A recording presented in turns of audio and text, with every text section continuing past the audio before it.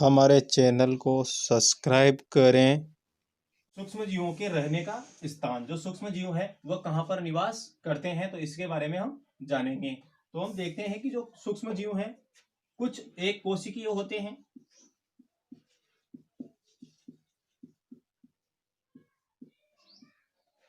तथा कुछ बहुकोशिकीय होते हैं।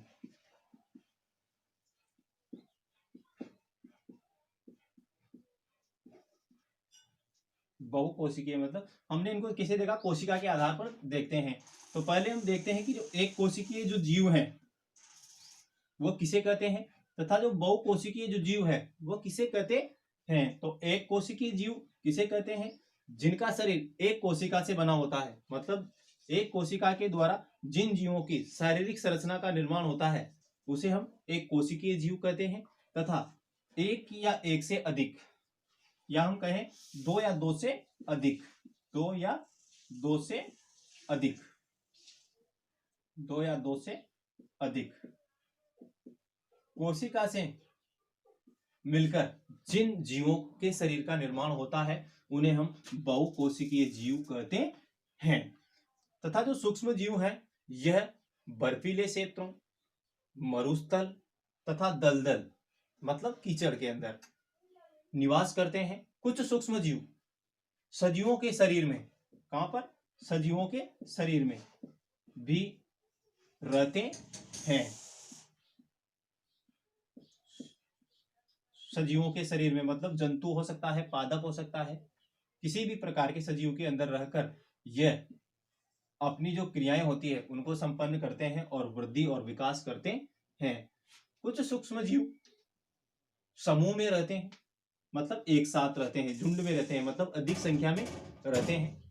तथा कुछ सूक्ष्म जीव मतलब समूह में रहते हैं, मतलब एक साथ एक ही प्रकार के जीव अनेक संख्याओं में पाए जाते हैं। तथा कुछ सूक्ष्म जीव केवल अकेले रहते हैं, मतलब वह किसी अन्य अपने ही प्रजाति के किसी अन्य जीव के साथ में निवास स्थान नहीं बनाते हैं, मतलब वह स्वतंत्र पुरुष रहते हैं। जैसे अमीबा इसका बहुत ही अच्छा उदाहरण है। जो अमीबा है वह अकेला ही अपनी वृद्धि और विकास करता है।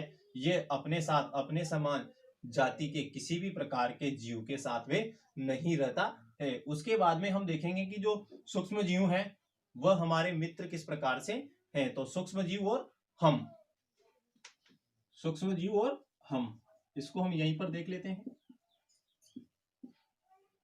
सूक्ष्म जीव और हम,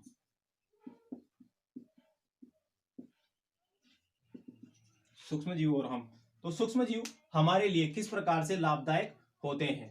जो सूक्ष्म जीव हैं इनका उपयोग हम खाद्य पदार्थ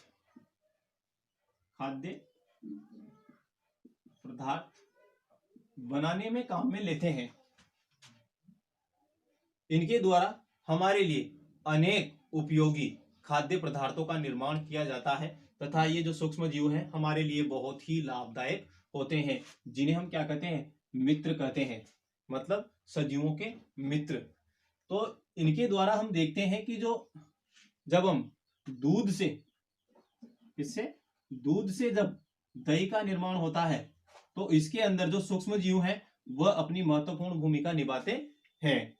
जब दूध के अंदर कुछ मात्रा में, जैसे हम क्या कहते हैं, जावण कहते हैं, तो उसके अंदर अपन क्या डालते हैं, छाछ डालते हैं, जो दही का रूपांतरण है।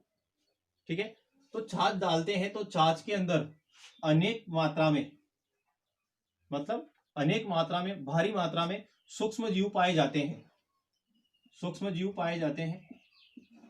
इन सूक्ष्म जीवों को हम क्या कहते हैं, जो छाछ के अंदर पाए जाते हैं, इन सूक्ष्म जीवों को हम क्या कहते हैं, एक्टोबैसिलस नामक जीवाणु जिसे हम कहते हैं। मतलब जो दही होता है, छाछ का निर्माण होता है, इसके अंदर लाखों की संख्या में क्या पाए जाते हैं, सूक्ष्म जीव, जिन्हें हम एक्टोबैसिलस नाम से जानते हैं। तो जब ये सूक्ष्म जीव दूध को गर्म करते हैं और गर्म करने के पश्चात इसे थोड़ा ठंडा करते हैं, और ठंडा करने के पश्चात जब छाछ को दूध में डालते हैं, तो दूध में डालने के पश्चात जो ये सूक्ष्म जीव है इनकी संख्या में वृद्धि होती है। क्या होती है, वृद्धि होती है। और वृद्धि होने के कारण दूध किसमें परिवर्तित हो जाता है? दही में परिवर्तित हो जाता है। और दही में परिवर्तित किस प्रकार से होता है? जब ये जीवाणु दूध के अंदर जाते हैं तो दूध के अंदर जाने पर यह वहां पर जनन प्रक्रिया प्रारंभ कर देते हैं। अपनी जो जनन प्रक्रिया है उसे प्रारंभ कर देते हैं और वहां पर इनकी संख्या में भारी मात्रा में वृद्धि होती है। जैसे इनमें वृद्धि होती है तो जो दूध है वह दही में परिवर्तित हो जाता है। तथा इसी प्रकार जब हम जलेबी बनाते हैं तो उसके अंदर क्या होती है? मैदा होती है। जलेबी के अंदर कौन सा लेते हैं? मैदा। मैदा लेते हैं और मैदा के अंदर अपन क्या डालते हैं? कुछ मात्रा में छाछ डाल देते हैं या दही किसे भी मान लेते हैं, डाल देते हैं। और डालने पर जैसे ही हम इसे 1-2 दिन तक छोड़ देते हैं, क्या कर देते हैं? बंद करके मुंह को और इसे छोड़ देते हैं। जब हम इसे छोड़ते हैं तो जो मैदा के अंदर जब हम छाछ डालते हैं तो छाछ के अंदर क्या पाए जाते हैं? जीवाणु पाए जाते हैं, मतलब सूक्ष्म जीव पाए जाते हैं। तो ये सूक्ष्म जीव मैदा से क्रिया करते हैं, मैदा के अंदर क्रिया करते हैं, मतलब जनन प्रक्रिया प्रारंभ कर देते हैं। और जनन प्रक्रिया प्रारंभ करने के पश्चात ये लंबे समय तक रहती है तो ये क्या अधिक मात्रा में हो जाते हैं, जिसके कारण जो मैदा है वो क्या हो जाती है? ऊपर की ओर उठना प्रारंभ हो जाती है। मतलब इनकी संख्या में वृद्धि हुई तो जो है उसमें क्या हो जाता है? वो ऊपर की ओर उठ जाती है और उठने के पश्चात उससे किसका निर्माण किया जाता है? जलेबी का निर्माण किया जाता है। इसी प्रकार जो ब्रेड जो बनाए जाते हैं, केक जो बनाए जाते हैं, वह इसी प्रकार से सूक्ष्म जीवों के द्वारा बनाए जाते हैं जो हमारे लिए लाभदायक होते हैं। तथा कुछ सूक्ष्म जीवों द्वारा वायुमंडल को भी शुद्ध किया जाता है। जो वायुमंडल है जिसके अंदर जो गैसें होती है, इनके संतुलन बनाए रखने के लिए भी हमारे लिए सूक्ष्म जीव उपयोगी होते हैं। जब अपशिष्ट पदार्थ जो कार्बनिक जो पदार्थ है वह हम इस पर छोड़ देते हैं, कहां पर? अपशिष्ट के रूप में जो हम कचरा डालते हैं तो उसे हम क्या कर देते हैं? बाहर खुले में छोड़ देते हैं। तो वहां पर क्या हो जाते हैं? सूक्ष्म जीव उत्पन्न हो जाते हैं। उनके अंदर सूक्ष्म जीव कवक, फफूंद, फंजाई जैसे जो सूक्ष्म जीव है इस प्रकार के वहां पर उत्पन्न हो जाते हैं। और जो वह सूक्ष्म जीव है वह अपशिष्ट कार्बनिक पदार्थों को, किनको? कार्बनिक पदार्थों को, अपशिष्ट कार्बनिक पदार्थों का क्या कर देते हैं? अपघटन कर देते हैं। मतलब उन्हें क्या कर देते हैं? टुकड़ों में विभाजित कर देते हैं, उनका विखंडन कर देते हैं। और विखंडन करने के पश्चात वह पादपों द्वारा ग्रहण कर लिए जाते हैं। क्या कर लिए जाते हैं? अब विखंडन हो जाता है तो विखंडन होने के पश्चात वो क्या हो जाते हैं? वापस जो पादप है उनके लिए उपयोगी हो जाते हैं, जिन्हें पादप ग्रहण कर लेते हैं और हमारा जो पर्यावरण है वह शुद्ध हो जाता है। इसके बाद हम देखते हैं कि जो हमारी जो मृदा है मिट्टी, उसके अंदर भी जो सूक्ष्म जीव है उसे उपजाऊ बनाने के लिए अपनी भूमिका निभाते हैं। जो मृदा है, जैसे यहाँ पर क्या हो जाती है? इसकी मृदा की जो उर्वरक क्षमता है, जो फसल उत्पादन की जो इसकी क्षमता है उसमें क्या आ जाती है? कमी आ जाती है। और कमी आने पर यहाँ पर पैदावार अच्छी नहीं हो पाती है। तो इसके लिए जो सूक्ष्म जीव है जिसे हम केचुआ कहते हैं, तो ये क्या करते हैं? केचुआ द्वारा वायुमंडल में उपस्थित नाइट्रोजन को, जो गैस है, क्योंकि जो पादप होते हैं उन्हें नाइट्रोजन की भी आवश्यकता होती है अपनी वृद्धि और विकास के लिए, लेकिन वह वायुमंडल से उसे प्राप्त नहीं कर पाते हैं।